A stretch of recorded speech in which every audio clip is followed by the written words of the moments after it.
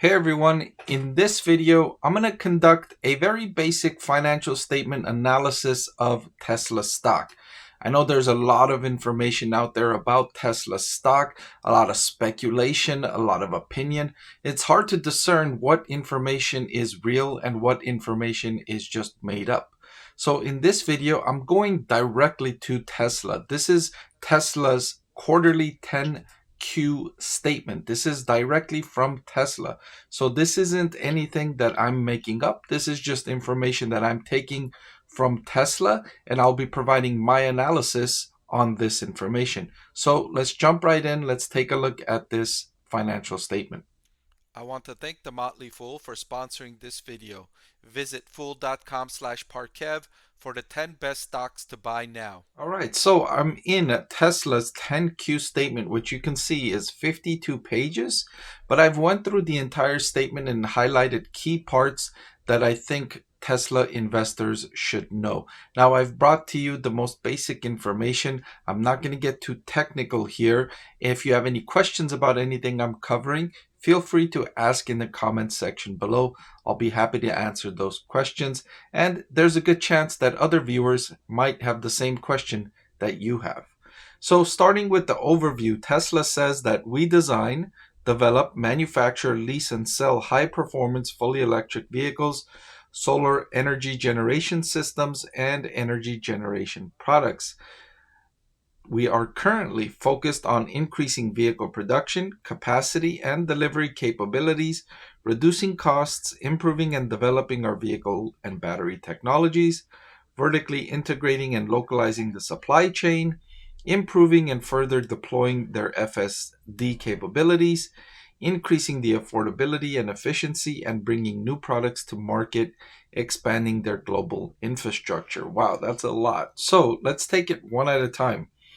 The main thing Tesla is working on is increasing vehicle manufacturing capacity. They want to sell more units, and that was evidenced in 2023. If you weren't convinced already that they want to increase the number of units sold, you could have seen how many times they cut prices in 2023 when sales volume was threatened. They kept cutting prices to make sure they hit their sales target, their delivery target, the 1.8 million they wanted to deliver and produce in 2023. They said, we're okay with cutting our price, but we're not okay with missing our production and delivery targets. So that was the evidence that where their focus is. Along with increasing units sold comes cutting prices. Cutting costs, the cost per unit. As a manufacturer, typically the more units you produce, the cost per unit goes down. That's for several reasons, including one, you get better deals from suppliers. They'll give you a lower price per unit if you buy more units from suppliers. Number two, as you increase production, as you spend more time producing, you get better at producing. You find areas of improvement. You can cut some time here, cut some costs here, improve design there, and these little improvements add significantly over time. So the more units you produce, the faster you move along the learning curve, and the more you reduce your cost per unit. That can partly explain why Tesla has the best in class profit margins in terms of EV manufacturers. And so its strategy has been increase production, increase units to increase profitability. Again, Tesla says they're focused on growing their manufacturing capacity, which includes capacity for manufacturing new vehicle models such as the Cybertruck and the next generation platform. Of these two, the next gen is going to be more meaningful for Tesla. The Cybertruck, Elon Musk has said, don't expect anything great from that product. The most it said it will sell of Cybertruck is 250,000 units, and that's not going to be until the year 2024 or 2025. 2024, it's likely that they'll produce around 125,000 units. I have a video on my Cybertruck prediction for 2024, and my estimate was for around 100, 110,000 units, because again, I think Tesla will focus on increasing the number of units sold, even if they need to reduce the prices on the Cybertruck to get that unit production higher, because they want to get to that highest potential output so that they can reach that learning curve, they can reach that scale that they're focused on reaching.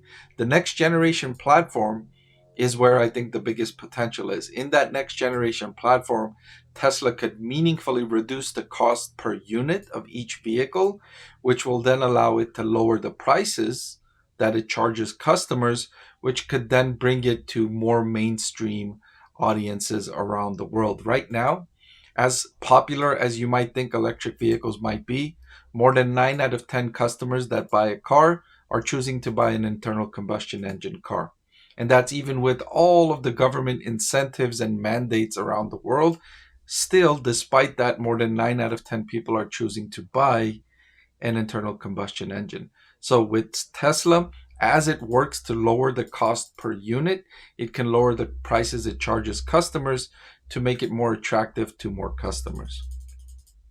So for the third quarter in 2023, they experienced a sequential decline in production volumes due to pre-planned shutdowns for upgrades at various factories. Typically, following these types of shutdowns, companies improve operations. There's a reason why they shut it down, right? Because they've said, all right, we've got these improvements that we know we can make.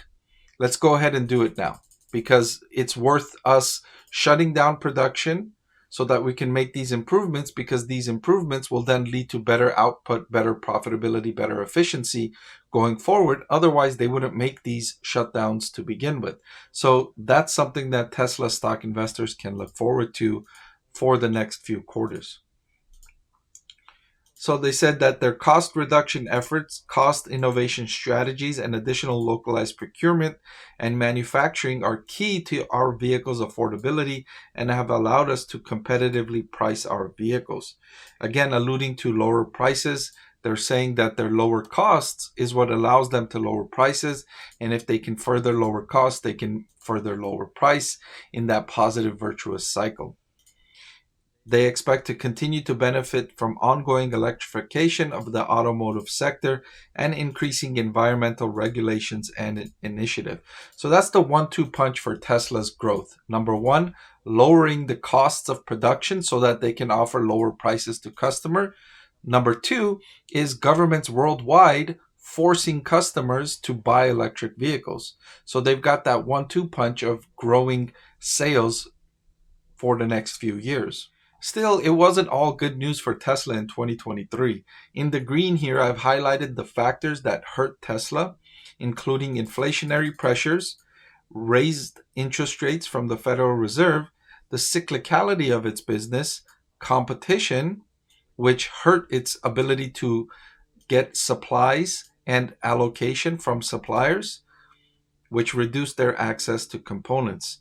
And the company saying that these macroeconomic and industry trends have had and will likely to continue to have an impact on the pricing of and the order rate of our vehicles, and in turn our operating margin. So these are all the factors that hurt Tesla's operating profit margin in 2023 and in the most recent quarter, and these are likely to continue. I suspect competition to get worse in 2024 because supply industry-wide is growing meaningfully growing. Not just electric vehicle supply, which is growing faster than any other type of vehicle supply, but legacy autos are increasing supply as well, which is giving consumers more choice. All of that is likely to hurt Tesla's profit margin in 2024. But the good news is Tesla will increase the number of units it sells in 2024. Analyst estimates suggest that Tesla will sell somewhere around 2.3 million units in 2024. That would be an increase from the 1.8 million in 2023.